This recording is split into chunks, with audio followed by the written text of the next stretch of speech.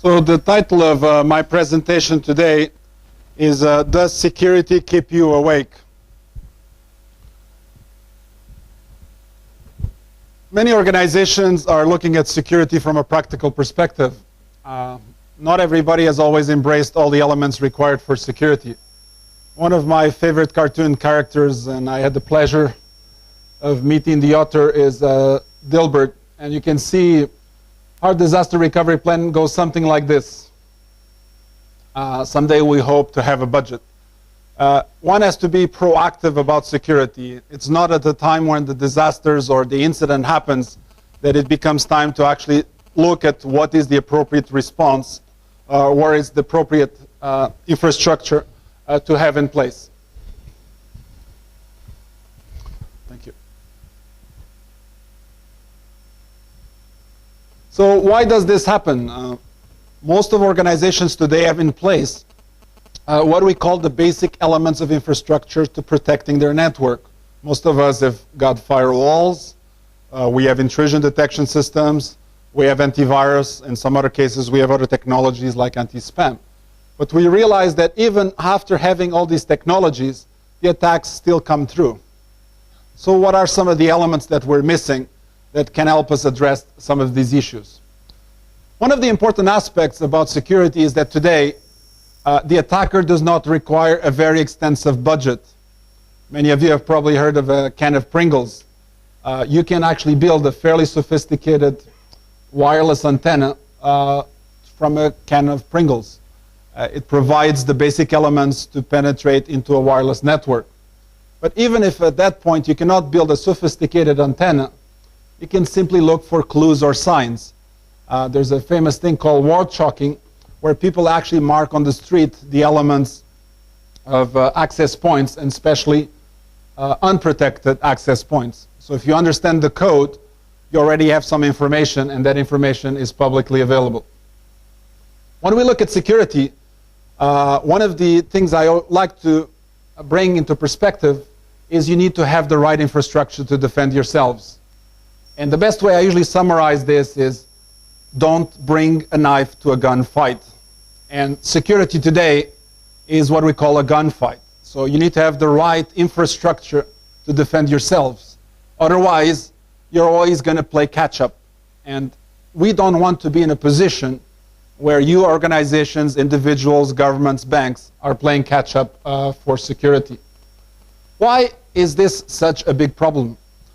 One of the biggest issues is obviously what we call the maturity level of security. When we look at security, primarily most organizations see security as a technology issue. So we go out and buy the things we understand fairly well. Technology is easily understandable. It's easy to justify. When you go to your boss and say, "Whoa, see the nice new shiny firewall we have bought." That is technology. But underneath, to have full implementation of security, there are many other elements that rely hidden and need to be addressed. And those are much more difficult to address. And that's the issue of people and certainly the issue of process. We'll give you a few clues on how to address those through the presentation. There's an interesting project that was done by a university in the States. What they simply did is they took an averagely protected machine and they put it out on the internet and they observed. The idea was trying to understand if you're a typical user or a typical organization that is not taking the adequate measures, what is likely to happen to your own infrastructure. So what really resulted is within a short period of time, people were trying to break into this machine by trying to exploit some of the most common and well-known vulnerabilities, in this case RPC. What we really realized that is after a few days there was over 20 exploit attempts. Not only the attempts were exploited, they actually took over the machine. Some of the individuals went so far as actually putting sniffing software on the machine. Might as well listen to other machines that this machine may be talking to. A few years ago, about 4.5 years ago, we also ran similar experiments here in Bahrain. And within putting a machine out on the internet with a permanent IP address, it took about 2 to 3 hours for that IP address to be scanned for the most known and most common vulnerabilities. What it really means today, if you have a machine that is out permanently on the internet, it is going to get scanned vulnerably and frequently for the most known and most common types of attacks. If the defenses are not there, the compromises are going to take place. And when compromises take place, disaster can sometimes happen for our own organizations. So we need to take the appropriate countermeasures to defend our own organizations. To make matters worse, we have not only to contend with the devices that reside within our own organization, but the new generation of devices that are coming into play. Many of you in the audience carry mobiles, they carry wireless laptops, they carry PDAs, which combine laptop and phone capabilities in the same devices. Some have even Bluetooth kind of capabilities. All those new devices add an extra level of complexity, an extra level of openness, and with that, additional risk. The additional risk is really that you're extending the boundaries of your own organizations. So when you think that your own organization finishes at the door, it is not the case anymore. Your own organization is now in airports, it's now in hotels, it's now in lounges. That is where you need to also start the protection level, not just within the boundaries of your own infrastructure. To make matters worse, there's convergence of technologies. We're trying to combine these technologies to work together to actually defend the organization. So we're seeing, for example, ATM machines coming up with biometric capabilities, so that now you cannot just use a plain ATM card, but you need to provide extra credentials to authenticate the transactions. That may be possible within the ATM machine, but what if you're doing the transaction from home? The traditional user ID password is no longer strong enough to provide security for this type of transaction. Hacking is also becoming much easier. Why is hacking becoming much easier? Because today there's more than 20,000 websites that provide sophisticated tools to break within your own infrastructure.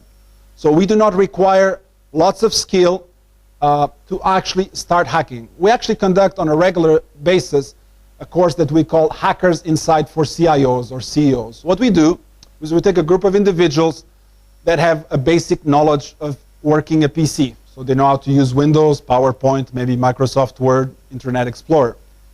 We give them access to a few of these sites, and we create temporary websites that represent real ones. And what they realize is within a short period of time, they came to know that they're capable of doing things that they did not thought was possible. They're able to decrypt files that are encrypted with passwords. They're able to capture passwords when people are trying to access their email. They're able to see files beyond the firewall and beyond the websites, because the websites may not be adequately protected.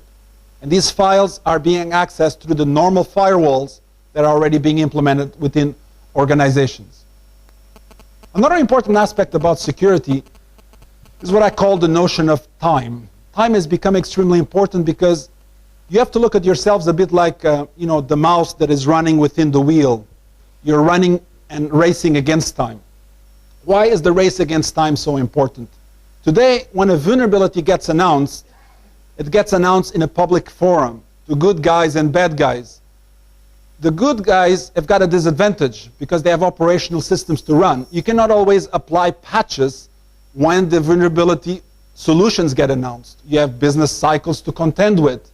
You have ongoing operations. The bad guys can start using the vulnerabilities almost right away.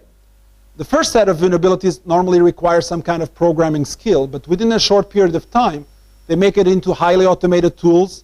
They make it into tools that have a very easy front end. So the accessibility to this technology gets replicated extremely fast. That means the faster this gets replicated, the faster you need to respond. Let me give you an example more specific. The SQL Slammer worm, which took about 15 to 20 minutes to travel around the planet, the solutions to fix this problem were available 6 months before. Why did it take organizations 6 months to actually fix the problems within? Today, you will not have 6 months. You may have days, hours, or at most minutes as the technology gets more and more sophisticated. Hackers follow a structured process. One may think that hackers are trying to break in sometimes by using sophisticated computers, but that is not the case. Most hackers start by using very basic tools, what we call social engineering. Social engineering can be used by, for example, using a traditional phone or other mechanisms to get information about your own organization. If I want to get a user ID password for somebody within your own organization, I simply have to look at your org chart, do a little bit of searching on Google, and then simply need to do is pretend to be an employee of the organization. And I simply take, let's say, an important name like the president or vice president, and I phone the help desk and I say, well, I'm in a hurry to write this report to the president. My machine is locked. Can you please help me reset this user ID password? What happens 50% of the times is the person at the help desk is hard-pressed what decision he's going to make. Normally, you're not allowed to reset passwords quickly, but given that this